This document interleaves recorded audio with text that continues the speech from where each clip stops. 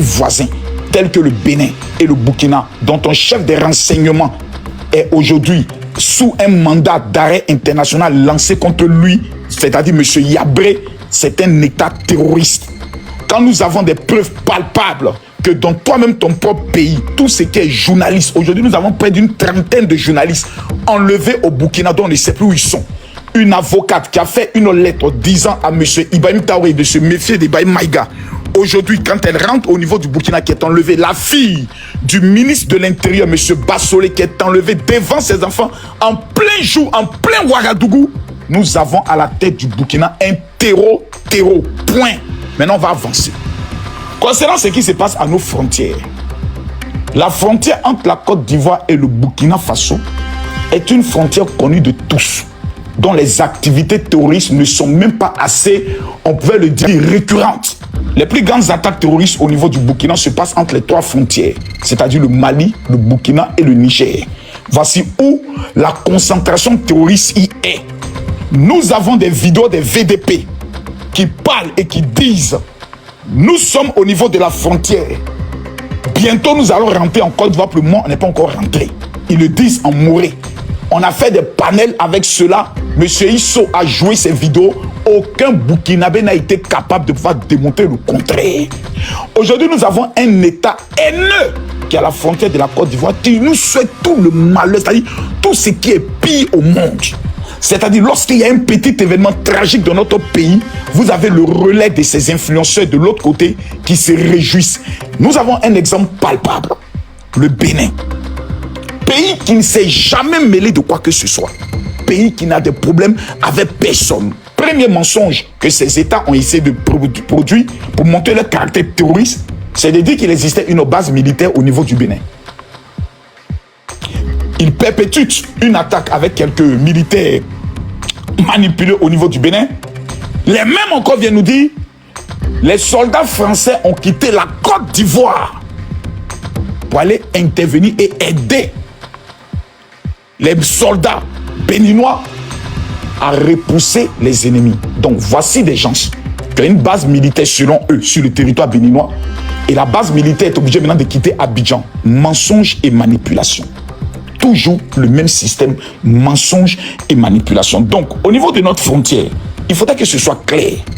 L'État du Burkina Faso ne reconnaît pas les 80 000 réfugiés burkinabés d'ethnie Peul qui sont au niveau de la Côte d'Ivoire. Nous avons fait la démonstration sur nos panels pendant plus de deux mois. Quand tu demandes à un Burkinabé, est-ce que vous avez des réfugiés en Côte d'Ivoire? La réponse, elle est claire. Tous ceux qui sont en Côte d'Ivoire sont des terroristes.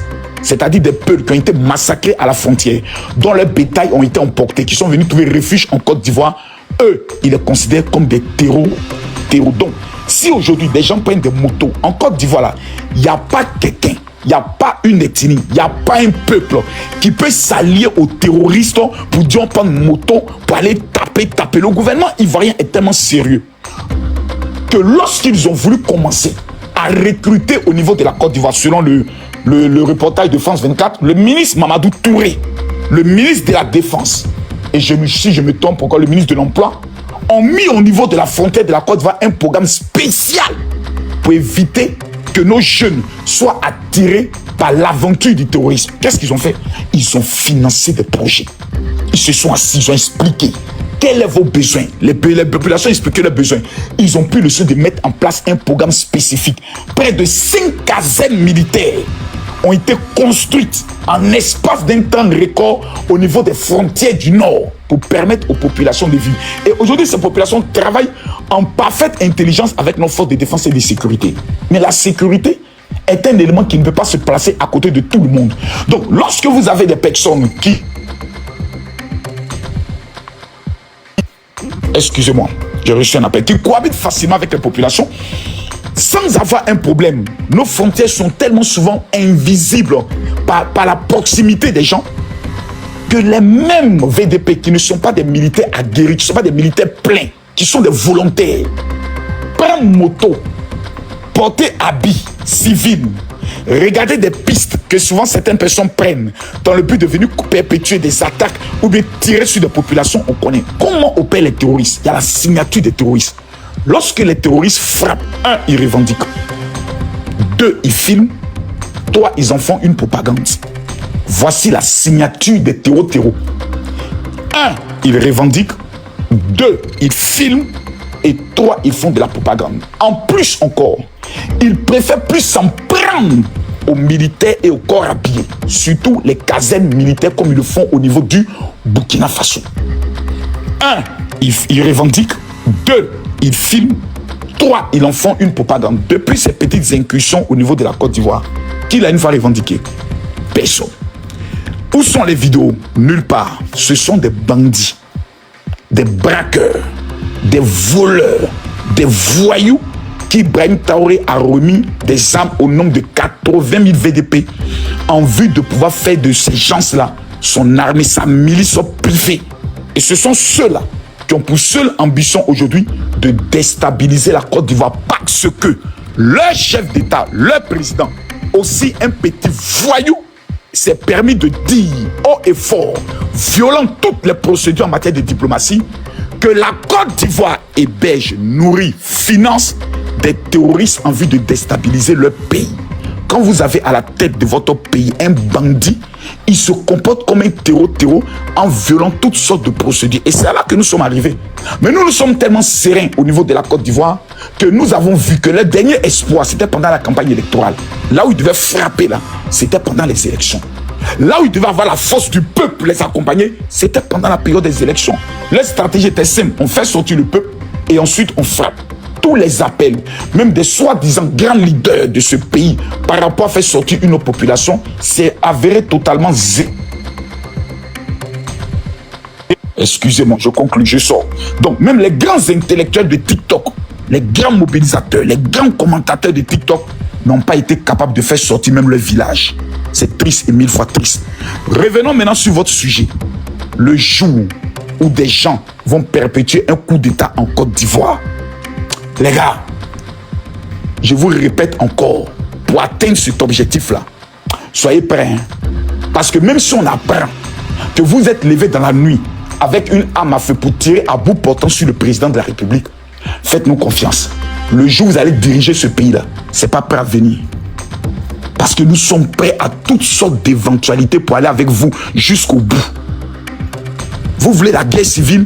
Tentez. C'est vous qui êtes des fuyards, mais c'est vous toujours qui avez les gros mots sur les réseaux sociaux. Pendant la période électorale, vous tous qui êtes ici présents, je veux que chacun me rende le témoignage de la mobilisation dans son village. Parce que pour parler politique, il faut d'abord convaincre ses propres parents. Vous là, vos parents, ils sont sortis pour quoi faire? Ce sont vos élections à vous. Vos parents, Insan, toi, tes parents de ton village là, ils ont fait quelle résistance? Non, mais je sais pas en fait, le mec. C'est pas tout le monde qui a fait des élections. Hein. Toi, tu as fait des élections. Oh, quittez là-bas.